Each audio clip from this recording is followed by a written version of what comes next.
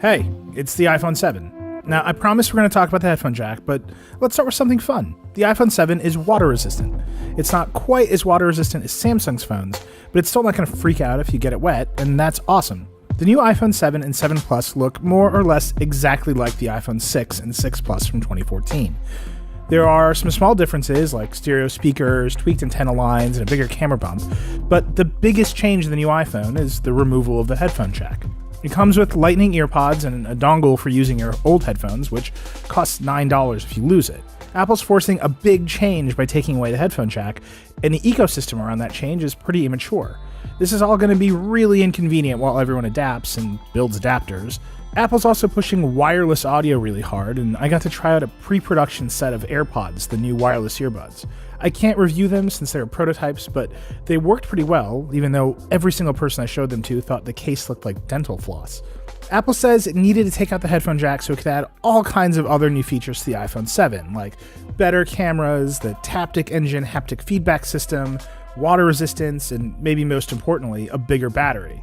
So the real question is whether all that stuff is worth it, and whether it's worth upgrading the iPhone 7 while the world around us is still adjusting the biggest I/O change in years. The iPhone 7 is one of the most beautiful, refined designs Apple's ever made, particularly the two black ones where the antenna lines blend right into the sides of the body. But let's be honest, the second you stick this thing into a case, it looks just like the iPhone 6. The Galaxy Note 7 might have problems with exploding, but from a visual design perspective, Samsung's definitely pulled ahead this generation. Inside the case, these are completely new phones though, with a bunch of interesting ideas. Take the home button, for instance. It doesn't move anymore. Instead, it's totally solid. The Taptic Engine makes it feel like a click when you push down on it. If the phone is off, it doesn't move at all. You can set it to 3 different levels of feedback, but none of them feel like a real button. I'm okay with this, but other people who've tried my phone really don't like it. You're gonna have to try it yourself to understand it. The Taptic Engine also adds all kinds of other fun feedback to the phone. When you drop the notification shade down, the phone bumps a little bit. It's way more useful than 3D Touch, which I always thought was a gimmick and still hasn't really caught on. The iPhone 7 and 7 Plus also have the new A10 Fusion processor. It's fast, but it wasn't noticeably faster than my iPhone 6s Plus during my boring day-to-day use. I'm sure high-end games and other apps will eventually take advantage of this new processor, but that'll take some time.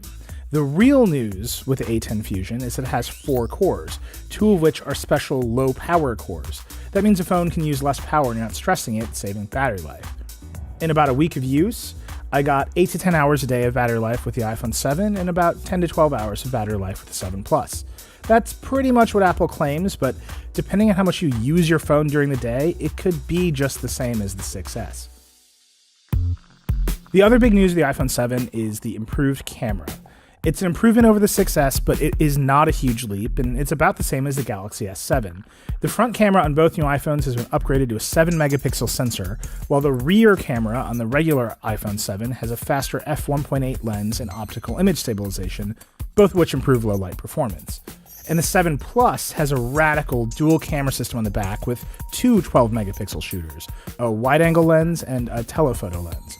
The 2 cameras work together as a single system so you can smoothly zoom from 1x to 10x, and eventually Apple will enable some fancy depth tricks that'll blur the background like a much fancier camera.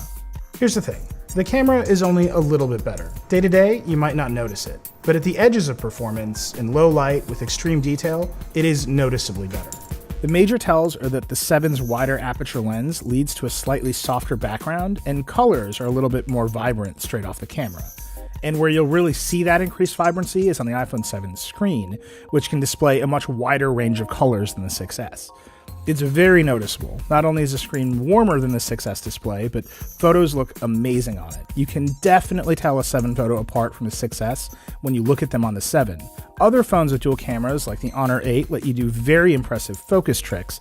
Apple says a forthcoming software update will enable a similar depth effect for portraits. But for now, what you get is the ability to switch between 1x and 2x modes by tapping a button, and digitally zooming between them and then up to 10x.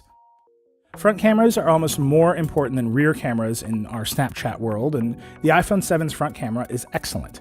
It's not quite as wide angle as Samsung's cameras, but it's bright, it's sharp, and the Retina flash is still a terrific idea. The new iPhones run iOS 10, which is a terrific upgrade over iOS 9. It has a slick new version of iMessage with all kinds of new features, a new version of Siri that can be extended by third-party apps, better integration with smart home devices, and a ton of other new stuff. Of course, you can get iOS 10 on any recent iPhone, so it's not worth buying a whole new phone just to get it, but it's definitely worth upgrading in general. The world just isn't ready for the iPhone 7. The most interesting feature of the dual camera doesn't ship at launch, apps haven't been updated to use that Taptic engine, the entire ecosystem of new headphones and adapters required to make use of Lightning and wireless audio is just getting off the ground. Right now, using the iPhone 7 in a case feels just like using an iPhone 6S with a weirder home button and more dongles. It's kind of like Apple shipped a prototype of next year's iPhone disguised as an iPhone 6. That's not all bad. The iPhone 7 is a terrific phone with a great camera and a gorgeous display. If you need a new phone right now, sure, buy one. The iPhone 7 starts at $649 for 32 gigs of storage and goes all the way up to $969 for a 7 Plus with 256 gigabytes of storage. But unless you're excited to live that early adopter life, you won't be missing out on much if you wait another year. Look it up. Perfect.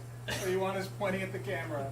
Hey! So much fun shooting. So good. One more, the brightness needs to come down.